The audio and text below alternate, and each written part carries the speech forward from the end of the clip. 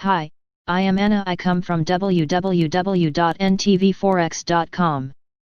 Boris batters British pound analysis. http ntvforex.com news ID 93E5598 2023 0310 am. Financial markets were quiet overnight, thanks to holidays in the US and Canada.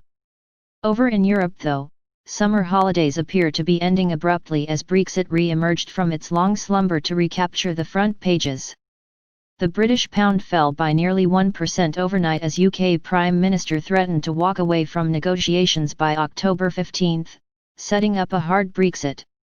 NB The author is a perpetual GBP SGD, and GBP IDR bear, as Cost Centre 2 enters her fifth year of higher education in London. Brexit has been good to us. The Financial Times reported that the UK government were also preparing to unwind parts of the previously signed exit agreement regarding Northern Ireland with the European Union. That would arguably have more significant consequences for the United Kingdom if it follows the China path with Hong Kong and rips up agreements that don't suit it. Political and economic pragmatism will give China much more international leeway in this respect than the United Kingdom. Elsewhere, President Trump's campaign trail had a back-to-the-future look about it. The president announcing overnight that he wished to completely decouple the U.S. economy from China and bring supply chains and jobs back to American shores.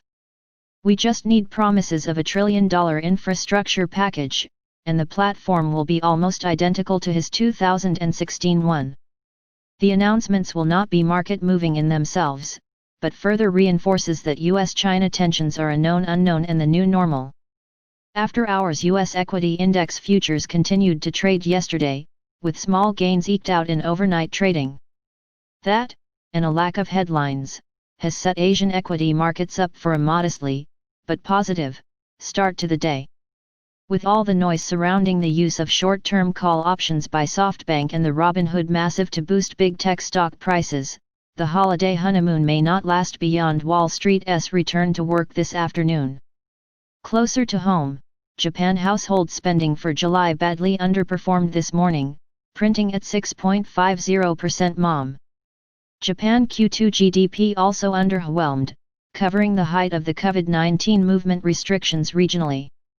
Q2 annualized growth fell by 28.10%, as expected, but private consumption for Q2 shrank by a much worse 7.90%.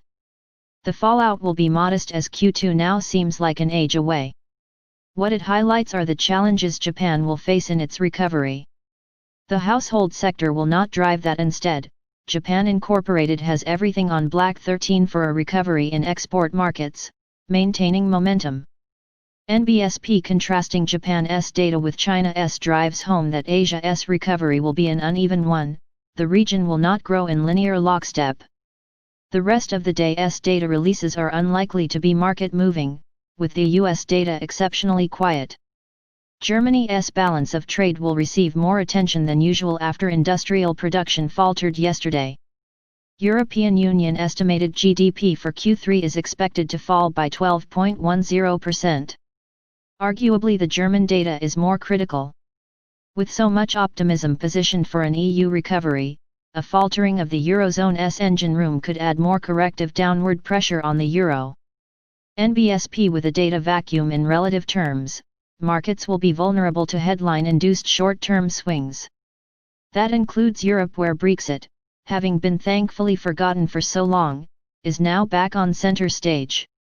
Realistically, we await the return of Wall Street to see if the holiday mood leaves investors in a positive frame of mind or if the FOMO gnomes have spent the long weekend looking up the definition of put in their day trading manuals. NBSP in the old days, the Thundering Herd was a nickname for Merrill Lynch. Now swallowed by Bank of America, the sounds of thousands of hooves clattering through the now empty canyons of Wall Street are just as likely to belong to Bob and Chip from somewhere in the Midwest these days, calling to each other on online forums. Say what you like, this herd has kicked plenty of dirt and dust into the faces of institutional professionals at the watering hole these past 6 months. Equities move cautiously higher with US markets closed, the gentle move higher by US stock index futures, and a lack of negative headlines, has been for Asia to follow suit this morning cautiously. The Nikkei 225 has risen 0.40%, with the Kospi rising 0.85%. In China, the Shanghai Composite and CSA 300 have increased by 0.15%, with the Hang Seng moving 0.35% higher. The tone is more mixed across regional Asia. Singapore, Jakarta, and Taipei have advanced 0.35%, but Kuala Lumpur, Manila, and Bangkok have edged 0.20% lower. In the ever-optimistic Australia, no news has been good news. The ASX 200 and All Ordinaries rising 0.80% this morning. The session is likely to be a directionless one, and at the mercy of short-term moves in U.S. index futures, as the street awaits the return of Wall Street this afternoon. Currency markets trade sideways following U.S. holiday. With the U.S. holiday crushing volumes and volatility, currency markets have contented themselves to range through the overnight session and into today quietly. The U.S. dollar index was almost unchanged at 93.15, very near the top of its one-month range. The U.S. dollar still has the potential to continue its short squeeze, if Wall Street equity markets return to work with a post-holiday hangover. Asia and Europe, though, will likely adopt a wait-and-see stance until their arrival. One notable exception is the British pound.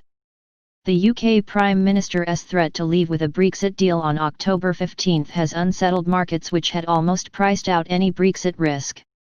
That situation is rapidly changing, notably in the options market where volatility has spiked over that time period. NBSP. The rapid repricing of risk saw GBP/USD fall by 120 points to 1.3150 overnight. In Asia, GBP/USD has eased slightly and is testing the overnight lows at 1.3140. A failure implies further losses to the 1.3150 regions. GBP/USD has significant long-term support between 1.2980 and 1.3000. A daily close below this level sets in play the potential for a much larger downward correction. Oil drifts lower on thin volumes. Oil continued to drift lower on holiday-thinned volumes, spooked in part by Saudi Arabia lowering its crude prices to international customers. The drift lower, though, should be taken with a grain of salt until the US arrives back at its desks this afternoon.